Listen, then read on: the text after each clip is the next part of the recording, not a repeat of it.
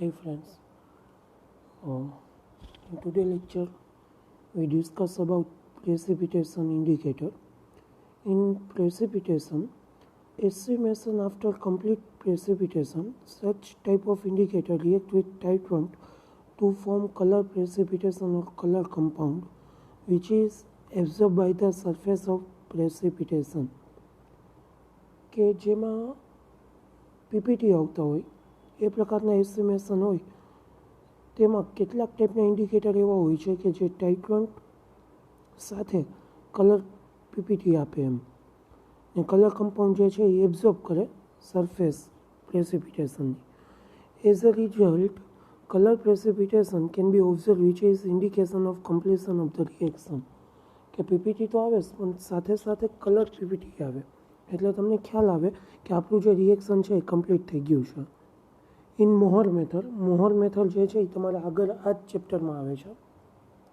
તો કે in Mohr method K2Cr2O4 potassium dichromate જે છે એ ઇન્ડિકેટર તરીકે ઉપયોગ થાય છે. તેમાં ટાઇટ્રેશન કોનું હોય છે તો કે ક્લોરિન બ્રોમિન આયનનું with standard solution of AgNO3 કે ક્લોરિન અને બ્રોમિન ધરાવતા સેમ્પલનું AgNO3ની મદદથી તમારે ટાઇટ્રેશન કરવાનું છે.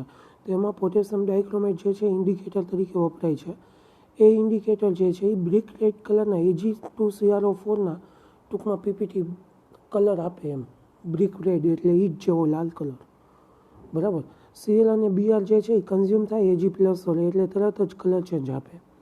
તો બ્રિક રેડ કલર આવશે પ્રેસિપિટેટના એટલે તમને ખબર પડશે કે એન્ડ પોઈન્ટ આવી ગયું છે. તો પ્રેસિપિટેશન ઇન્ડિકેટર એટલે કે પોટેશિયમ ડાયક્રોમેટ છે એ યાદ રાખવાનું. ત્યાર પછી એક્સટર્નલ ઇન્ડિકેટર અને ઇન્ટરનલ ઇન્ડિકેટર. ઇન્ડિકેટર જે છે ગ્રાઉન્ડમાં, બરાબર, આપણે ગ્રાઉન્ડમાં એડ કરીએ ઇન સોલ્યુશન તો એવા એસ્ટિમેશનને ટૂંકમાં ઇન્ટરનલ ઇન્ડિકેટર કહેવાય કે તમે ગ્રાઉન્ડમાં એડ કર્યું છે. ઇન ધ પ્રેઝન્ટ ઓફ સચ indicator 0.1 ml titrant when added after end point indicator get oxidized as a result color change can be observed. બરાબર. કે ઘણી વખત શું થાય તો કે ઇન ધ પ્રેઝન્ટ ઓફ સચ indicator 0.1 ml titrant when added after end point કે એન્ડ પોઈન્ટ આવી જાય ત્યાર પછી જો તમે ટાઇટ્રન્ટ 0.1 ml એડ કરો એટલે એ ઓક્સિડાઇઝ થાય અને કલર ચેન્જ બતાવે. For example, indicator use for the reaction of Fe+2 and K2Cr2O7 કે આયન અને પોટેશિયમ ડાયક્રોમેટનું જ્યારે તમે રિએક્શન કરતા હોય ત્યારે તો Fe+2 અને પોટેશિયમ ડાયક્રોમેટનું જે રિએક્શન છે એમાં ડાયફિનાઇલ એલેમેન્ટ સલ્ફેટ અથવા તો સાલ્ટ જે છે એ ઇન્ડિકેટર યુઝ થાય તો એને આયોડોમેટ્રિક એસ્ટિમેશન કહેવાય અથવા તો ઓર્થોફિનાન્થ્રોલિન ઇન્ડિકેટરનો ઉપયોગ તમે સીરિયમ અને એફીના એક્ઝામ્પલમાં ઇન્ટરનલ ઇન્ડિકેટર તરીકે કરી શકો છો. તો આ થઈ વાત ઇન્ટરનલ ઇન્ડિકેટર. હવે વાત આવે છે એક્સટર્નલ ઇન્ડિકેટર. તો indicator which are not added in the solution during estimation are known as external indicator. કે અમુક ઇન્ડિકેટર એવા હોય છે કે જે તમે એસ્ટિમેશન દરમિયાન ગ્રાઉન્ડમાં એડ કરી શકતા નથી. For example, Fe2 can be titrated with standard K2Cr2O7 using potassium hexocyanoferrate as an external indicator. The indicator solution is taken on a spot plate every time after adding a portion of the reagent. કે આમાં તમારે કેવું કરવું પડે તો કે conical ફ્લાસ્કમાં ટૂંકમાં તમે સેમ્પલ લીધેલું હોય બ્યુરેટમાંથી તમે ટાઇટ્રન્ટ એડ કરો છો, ઓકે, તો તમારે થોડુંક એડ કરીને એટલે 0.5 ml કે 0.1 ml 0.2 ml એવી રીતે એડ કરીને દરેક વખતે ઇન્ડિકેટરના જે સ્પોટ મૂકેલા હોય એમાં તમારું રિએક્શનનું જે સોલ્યુશન છે એનો સ્પોટ મૂકીને કલર ચેન્જ કરવો પડે. તમે ગ્રાઉન્ડમાં એડ નથી કરી શકતા પણ બહારથી તમારે કલર ચેન્જ ચેક કરવો પડતો હોય છે, બરાબર. તો એવા ટાઈપના ઇન્ડિકેટરને એક્સટર્નલ ઇન્ડિકેટર કહેવાય. તો adding a portion of the reagent from the burette a drop of the test solution is mixed with indicator spot. The endpoint is indicated when the drop first failed to produce blue color.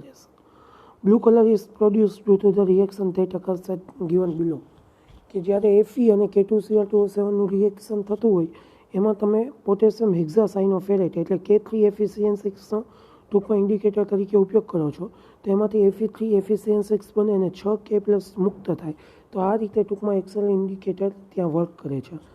After the completion of the titration, oxidation of Fe+2 and Fe+3 also has been fully completed, કે full completed થાય છે. Therefore, after this point, by mixing the drop with indicator blue, color is not produced as the above reaction is not possible, which is indication of completion of the reaction. કે આ રીતે completion રિએક્શનનું છે એ તમને ખ્યાલ આવે છે. Okay, ત્યાર પછી ટાઈપ જે છે ક્વેશ્ચનની મોસ્ટ આઈએમપી ક્વેશ્ચન છે આયોડીમેટ્રી અથવા તો આયોડોમેટ્રી. આ મોસ્ટ આઈએમપી છે, કરી જ નાખજો આજમાં. Iodimetry and iodometry estimation are redox estimation. કે આયોડી અથવા આયોડોમેટ્રીના જે એસ્ટિમેશન છે એને રેડોક્સના એસ્ટિમેશન કહેવાય. In this reaction exchange of electron occurs, કે એમાં ઇલેક્ટ્રોન જે છે એ પ્રોડ્યુસ થાય છે. It can react with another strong or weak oxidative agent. When standard iodine solution is used for the estimation, such are known as iodimetry estimation. કે જ્યારે iodine સોલ્યુશનનો તમે ઉપયોગ કરો છો એમાં I2 હોય, શું હોય? I2, અને બે ઇલેક્ટ્રોન મુક્ત થઈને 2I બને તો એને આયોડિમેટ્રી કહેવાય. બરાબર. Reaction of I2 with weak oxidative reagent in neutral or acidic medium is the iodimetry type of reaction. For example, sodium thiosulfate Na2S2O3 react with I2 to give 2NaI Na2S4O6. તો અહીંયા S2O3 minus હતું એમાંથી S4O6 બને છે, બે electron મુક્ત થાય છે. એ બે ઇલેક્ટ્રોન I2 મેળવી લે છે અને 2I માઇનસ બનાવે છે. ટોટલ પ્રક્રિયા તમે આ રીતે લખી શકો. એવી જ પ્રક્રિયા ટીન ક્લોરાઇડ માટે SnCl2 plus I2 plus 2HCl, એમાં 2HCl, એમાં પણ એના જેવું જ છે. પછી આર્સેનિકમાં પણ એના જેવું જ છે. તો આ બધામાં I2 સોલ્યુશન જે છે એ ટૂંકમાં ડિફાઇનાઇટ રીતે આયોડિન રિક્વાયર્ડ થાય છે. બરાબર. હવે તો iodine is equal to be solution definite volume of solvent. Here solvent is H2O, કે અહીંયા સોલ્વન્ટ તરીકે તમે આર્સેનિક સાથે કોને લીધું છે? I2 અને 2H2O ને. તો અહીંયા સોલ્વન્ટ જે છે એ વોટર છે. તો સોલ્યુબિલિટી જે છે આયોડિનની એ ઓછી છે, એટલા માટે ફર્સ્ટ જે પ્રોપરલી મિક્સ થશે એ KI સાથે થશે. After this mixing it is soluble in water, કે એ મિક્સ થયા પછી વોટરમાં સોલ્યુબલ થશે. તો પહેલાં I2માંથી I3 માઇનસ બનશે અને ત્યાર પછી I3 માઇનસ બે ઇલેક્ટ્રોન મેળવીને 3I માઇનસ બનશે. તો આવા રિએક્શનને ટૂંકમાં આયોડીમેટ્રી રિએક્શન કહેવાય. હવે આયોડોમેટ્રીમાં શું થાય? તો કે estimation in with the reaction of I3 minus 2 electron and 3I minus અકર થાય એને આયોડોમેટ્રી કહેવાય. બરાબર. તો ઉપરનું એક્ઝામ્પલ જે છે એ બે રીતે છે. જો 2I2 છે એમાંથી 4HI બને છે, પણ જો I3 માઇનસનું રિએક્શન હોય તો એને આયોડોમેટ્રી કહેવાય. ઓકે. KMnO4, K2Cr2O7 અને copper plus strong oxidative reagent સાથે I માઇનસની જે પ્રક્રિયા થાય છે એ બધી પ્રક્રિયા ટૂંકમાં આયોડોમેટ્રી એસ્ટિમેશનની છે. MnO4 16H plus 10I minus તો 5I2 બનશે, એ રેડોક્સ રિએક્શન છે. અને 10I માઇનસ 5I2 બને અને 10 ઇલેક્ટ્રોન મુક્ત થાય.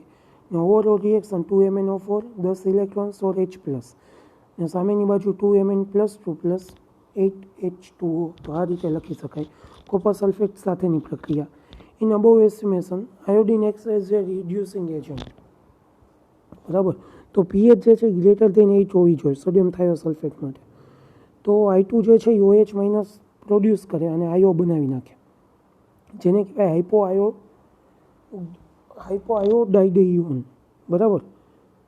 તો એ બનશે. પછી આયોડેટ આયન બને 3IO માઇનસ 2I માઇનસ અને IO3 માઇનસ, અને 2I માઇનસ જે છે એ I2 પ્લસ બે ઇલેક્ટ્રોન બનાવશે. તો આ પ્રકારનું જે રિએક્શન છે એને આયોડોમેટ્રી રિએક્શન કહેવાય. હવે પોસિબલ એરર શું છે? આયોડોમેટ્રી એસ્ટિમેશનમાં ઘણી વખત એરર આવતી હોય. તો એરરનું કારણ શું છે? તો પહેલું કોન્સન્ટ્રેશન ઓફ I2 સોલ્યુશન, કે આયોડિનનું જે કોન્સન્ટ્રેશન છે એ, કારણ કે આયોડિન જે છે એ વેપરાઇઝેબલ હોય છે એટલા માટે એરર ઊભી કરે. બીજું oxidation of iodide ion is possible by O2 in air, કે જો હવાની હાજરીમાં ખુલ્લો રાખો તો પણ એનું ઓક્સિડેશન થઈ જાય. ત્યાર પછી ત્રીજું છે in estimation in done slowly then possibility of error increase, કે તમે જેમ ધીમે ધીમે પ્રેક્ટિકલ કરશો એમ જે એરર છે એનું પ્રમાણ વધતું જશે, કારણ કે આયોડિનનું ઓક્સિડેશન થતું જાય એટલા માટે. તો હવે તમારે શું એનું નિરાકરણ લાવવું હોય તો હવે સોલ્યુશન શું છે કે એનું નિરાકરણ કઈ રીતે લાવી શકાય? તો પહેલું estimation when done in presence of 4% Ki solution at room temperature, then I3 minus will be produced as a result rate of evaporation decrease. કે તમારે 4% Ki સોલ્યુશન જો હાજર હોય તો ઇવોપરેશન ઘટાડી શકાય છે. ત્યાર પછી estimation should be done speedly, કે એસ્ટિમેશન જે છે એ તમારે ઝડપથી કરવું જોઈએ, ફટાફટ. Estimation should be done at possible lowest temperature, કે એસ્ટિમેશનને તમારે લોએસ્ટ ટેમ્પરેચરે કરવું જોઈએ. During the estimation if O2 is replaced by CO2 then oxidation can be avoided, કે O2 ને જો CO2 આરે ઓક્સિડેશન થઈ જાય તો તમે જે ઓક્સિજન છે એને અવોઇડ કરી શકો છો. PH control during estimation can avoid the error, અને પીએચ કંટ્રોલ કરીને પણ તમે ટૂંકમાં એરરને દૂર કરી શકો છો. બરાબર. તો આયોડોમેટ્રી અહીંયા પૂરું થાય. ત્યાર પછીનો ટોપિક છે સ્ટાર્ચ ઇન્ડિકેટર, કે આયોડોમેટ્રી અને આયોડોમેટ્રીના જે રિએક્શન હોય છે એમાં સ્ટાર્ચ ઇન્ડિકેટર કઈ રીતે ઉપયોગી છે, એના પ્લસ પોઈન્ટ ક્યાં છે અને માઇનસ પોઈન્ટ ક્યાં છે, એટલે મેરિટ અને ડીમેરિટ શું છે એ આપણે જોશું. તો સ્ટાર્ચ ઇન્ડિકેટર જે છે એ ખૂબ જ ઉપયોગી છે આયોડોમેટ્રી અને આયોડોમેટ્રી એસ્ટિમેશનમાં. તો એક્ઝેક્ટ એન્ડ પોઈન્ટ આવે એટલા માટે તમારે ટૂંકમાં સ્ટાર્ચ ઇન્ડિકેટર વાપરવું પડે. I2 સોલ્યુશન જે છે એ 2 × 10⁻5 મોરલ હોય અને કોન્સન્ટ્રેશન જે આયનનું છે એ ગ્રેટર ધેન 4 × 10⁻⁴ મોલર હોય. તો સ્ટાર્ચ જે છે એ કલર ચેન્જ 20 ડિગ્રી ટેમ્પરેચરે બતાવે. બરાબર. ટેમ્પરેચર ઇન્ટેન્સિટી વધે એમ કલર જે છે એ ડિક્રીઝ થતો જાય. તો સ્ટાર્ચ જે છે એ હાઇડ્રોલાઇઝ થાય એસિડિક દ્રાવણમાં, અને એસિડિક દ્રાવણ જે છે એ ગુડ રિઝલ્ટ આપે in neutral and basic solution. બરાબર. તો એસિડિક દ્રાવણમાં જે છે એ સ્ટાર્ચનું હાઇડ્રોલાઇઝ થાય એટલા માટે તમે વાપરી શકો નહીં.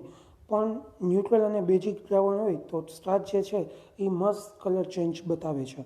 તો તમારે યાદ રાખવાનું કે જ્યારે બેઝિક અને ન્યુટ્રલ હોય ત્યારે સ્ટાર્ચ ઇન્ડિકેટરનો ઉપયોગ થાય. એસિડિક દ્રાવણમાં સ્ટાર્ચ ઇન્ડિકેટરનો ઉપયોગ થતો નથી. It gives blue colouration with iodine. બરાબર. આયોડિન હાજર હોય ત્યારે બ્લુ કલર આપે. When starch is added in more concentration I2 solution it form complex, કે જ્યારે સ્ટાર્ચ ઇન્ડિકેટર વધારે પ્રમાણમાં એડ કરો તો I2નું જે છે એ કોમ્પ્લેક્સ ફોર્મ કરે અને બ્લેકિશ ગ્રીન કલર આપશે. તો એક્ઝેક્ટ એન્ડ પોઈન્ટ તમને જોવા મળે છે. હવે એના ફાયદા શું છે, તો કે સેન્સિટિવ છે ટુવર્ડ્સ કલર ચેન્જ, કે ફટાફટ કલર ચેન્જ બતાવે. પછી soluble in water at high temperature. બીજો એનો પ્લસ પોઈન્ટ છે એ સોલ્યુબલ છે હોટ વોટરમાં હાઈ ટેમ્પરેચરે. Gives exact colour change in diluted iodine solution, કે જો ડાયલ્યુટ આયોડિનનું દ્રાવણ હોય તો પણ એ એક્ઝેક્ટ કલર ચેન્જ આપે છે. ઇટ ઇઝ ચીપ, કે એ સસ્તો છે બધા કરતાં. સ્ટાર્ચ આપણે બટેકા કાપીએ, કટ કરીએ અને જે વ્હાઇટ કલરનું દ્રાવણ બને અથવા વ્હાઇટ કલરનો પાવડર નીકળે છે એ સ્ટાર્ચ છે. પછી હવે એના ડીમેરિટ જોઈએ તો કે ઇન્સોલ્યુબલ ઇન કોલ્ડ વોટર, કે ઠંડા પાણીમાં ઓગળતો નથી, એ એનું ડીમેરિટ છે. પછી colloidal solution in water is unstable, કે કોલોઇડલ જે બની જાય વ્હાઇટ એકદમ દૂધ જેવું, તો એ નીચે બેસતું નથી, તરતું હોય છે. With iodine aqueous solution of starch forms complex, કે આયોડિનનું જો વધારે પ્રમાણ લ્યો તો એ ટૂંકમાં ફોર્મ્સ કરી નાખે complex. Therefore it can not be added initially during the estimation. બરાબર. તો એને પહેલાંથી એડ ન કરાય, જ્યારે એન્ડ પોઈન્ટ નજીક હોય ત્યારે એને એડ કરવું જોઈએ. End point can not be determine exactly by dilute solution of starch, કે જો સ્ટાર્ચ ઓછા પ્રમાણમાં હોય છે તો તમે એનું એન્ડ પોઈન્ટ જે છે એ એક્ઝેક્ટલી લઈ શકતા નથી. તો આ બધા એના નેગેટિવ પોઈન્ટ હતા. 4 ડીમેરિટ છે અને 4 મેરિટ છે. તો આટલું યાદ રાખજો. આજના લેક્ચરમાં આટલું રાખું છું. આવતીકાલથી આપણે રેડોક્સ એસ્ટિમેશનથી ચાલુ કરશું. આભાર.